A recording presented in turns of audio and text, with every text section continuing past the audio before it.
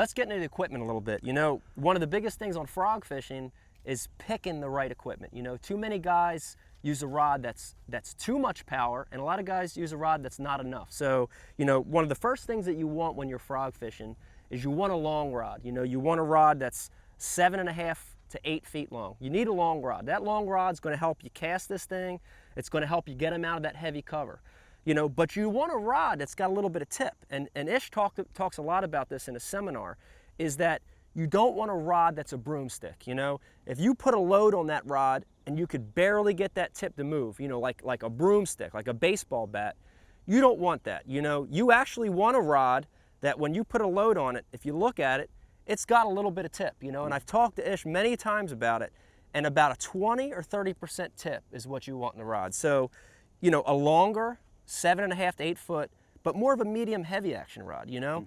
And that little tip, I'll tell you what's important about it is casting and then landing those fish, you know? In the casting, I've watched guys like Ish, guys like Dean Rojas put a frog in places that you couldn't believe, you know? I mean, under overhanging trees, under a dock where you've got that much clearance.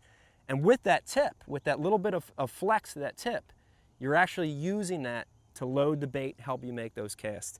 You know, the other thing about that little tip is getting the hook set and landing the fish. A little bit of the crankbait theory, you know, if you had a broomstick rod with no tip, that fish blows on it, your instinct is to jack them, to go back.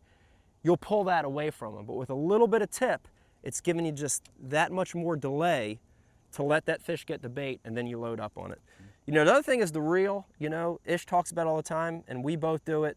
You want a high-speed reel. I mean, tell us a little bit about some of the bites that Ish got and how you really need to get the slack out with a high-speed reel. Well, the high-speed reel is so important. Man, I'm using it so often in all my fishing, but it's definitely important in frog fishing, because a lot of times what's going to happen when a fish takes that frog, sometimes they hit it from behind and they come right towards you. Yeah. Or they take it and they take it underneath the mat of vegetation, lily pads. They create a lot of slack on the line right away. Yeah. And one key thing that I've learned in frog fishing over the years is hesitating before you set the hook sometimes is very, very important in order to catch that fish. Yeah. But that hesitation creates slack in your line.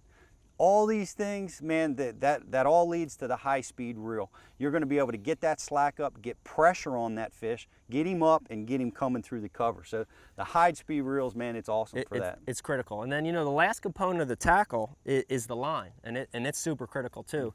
Can't tell you how many guys over the years I've seen frog fishing with monofilament or fluorocarbon, and it's definitely the wrong line choice for frog fishing. You know, when you're frog fishing, especially in thick cover, but not just in thick cover, even open water, you know, the line choice you want is you want a braided line, you know.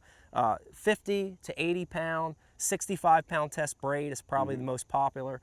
You know, it's going to give you zero stretch, it's going to let you get through the cover. And one of the biggest factors, and I don't think a lot of people realize this, is braid floats. That's you right. know, traditional, like a spider wire braid, 65 pound spider wire, it's going to float, it's going to help this bait get a lot of action. So, and the information Bass University provides isn't your basic run-of-the-mill fishing video.